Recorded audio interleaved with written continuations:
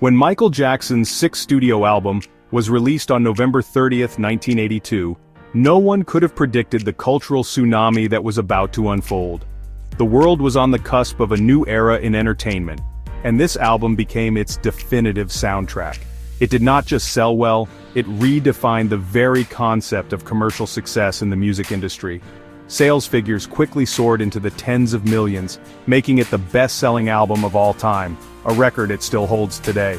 Every continent felt its impact as songs from the album dominated radio waves from Tokyo to London and back to Los Angeles. It was a global phenomenon that transcended borders and languages, creating a shared experience for millions. The foundation of this monumental success was the powerful collaboration between Michael Jackson and legendary producer Quincy Jones. They had previously worked together on Jackson's 1979 album, which was a critical and commercial triumph in its own right. That project established a deep creative trust and understanding between the two visionaries. For they aimed for something even greater, a perfectionist's dream of an album where every single track was a potential hit. Jones, with his decades of experience in jazz, pop, and film scores, brought a sophisticated ear and a masterful ability to arrange complex musical pieces. He was the seasoned architect who could translate Jackson's raw, innovative ideas into polished, undeniable hits. Their partnership was a delicate balance of artistic genius and meticulous craftsmanship. Quincy Jones pushed Michael to explore darker themes and more complex emotional landscapes in his songwriting, moving beyond the disco-infused joy of his earlier work. Jackson, in turn, brought his innate sense of rhythm, his unique vocal stylings, and a relentless drive for innovation. They spent countless hours in Westlake recording studios, obsessing over every drum beat, every synthesizer line, and every vocal harmony. This dedication to detail was not just about making good music. It was about creating a sonic experience that was immersive and unforgettable. Their synergy was the engine that powered the entire project, ensuring that every song was crafted to perfection. The result of this intense collaboration was an album that felt both revolutionary and universally familiar. Jackson and Jones were not content with simply following trends. They wanted to set them. They meticulously sequenced the album, creating a listening journey that flowed seamlessly from one hit to the next.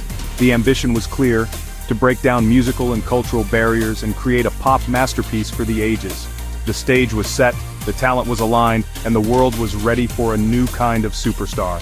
It was more than just an album. It was the culmination of a perfect creative storm, ready to change the course of music history forever. One of the core reasons for his unprecedented appeal was its brilliant fusion of different musical styles. The album was a masterclass in genre bending, skillfully weaving together elements of pop, rock, R&B, and funk. This was a deliberate strategy conceived by Jackson and Jones to create music that could resonate with the widest possible audience. They understood that radio formats were often segregated, with certain stations playing only rock music and others playing only R&B. By blending these sounds could get airplay across multiple formats, breaking down the invisible walls that divided listeners. It was a sonic tapestry designed for universal appeal, ensuring that there was something for everyone within its 9 tracks. The album's tracklist reads like a testament to this musical diversity. Beat It, for instance, was a game-changer. It was a hard rock anthem built on a foundation of funk, featuring a now legendary guitar solo from rock icon Eddie Van Halen. This collaboration was a calculated move to capture the attention of rock fans who might not typically listen to a Michael Jackson record. On the other side of the spectrum was Billie Jean, a dark, paranoid funk track driven by an unforgettable bass line and Jackson's hiccuping emotional vocals. Then there was the smooth, soulful R&B of The Girl Is Mine, a duet with former Beatle Paul McCartney, which brought together two of the biggest names in pop music history. This eclectic mix ensured that had a multifaceted personality. The title track, Thriller, combined funk with a cinematic, horror-inspired narrative, creating a theatrical piece of pop music. Songs like Wanna Be Startin' Something drew from African rhythms and funk traditions, resulting in an infectious and energetic dance track.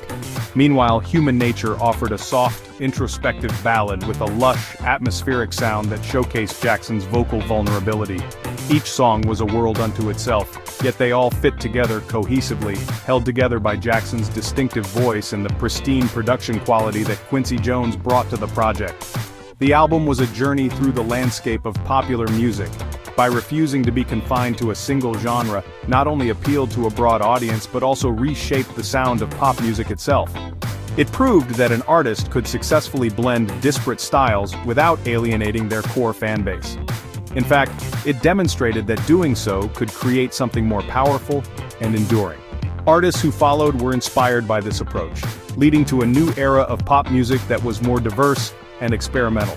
Taught the industry that the biggest hits are often the ones that defy easy categorization, a lesson that continues to influence chart-topping music to this day. While the music of was groundbreaking, its visual component elevated the album to a new level of cultural phenomenon. Michael Jackson understood that in the burgeoning age of television, music was not just something to be heard, but also something to be seen. He envisioned music videos not as simple promotional tools but as short films complete with narratives, high production values, and stunning choreography. The videos for Billie Jean and Beat It were revolutionary in their own right. Billie Jean introduced the world to Jackson's iconic dance moves, as he brought a city street to life with every step on the glowing pavement. It was stylish, mysterious, and utterly captivating. The Beat It video took this cinematic approach even further. Directed by Bob Giraldi, it featured a story about two rival gangs coming together through the power of dance. Jackson appears as the peacemaker, breaking up a knife fight with his incredible choreography. The video famously featured real-life rival gang members as extras, adding a layer of authenticity and edge to the production. This was not just a performance, it was a short musical drama.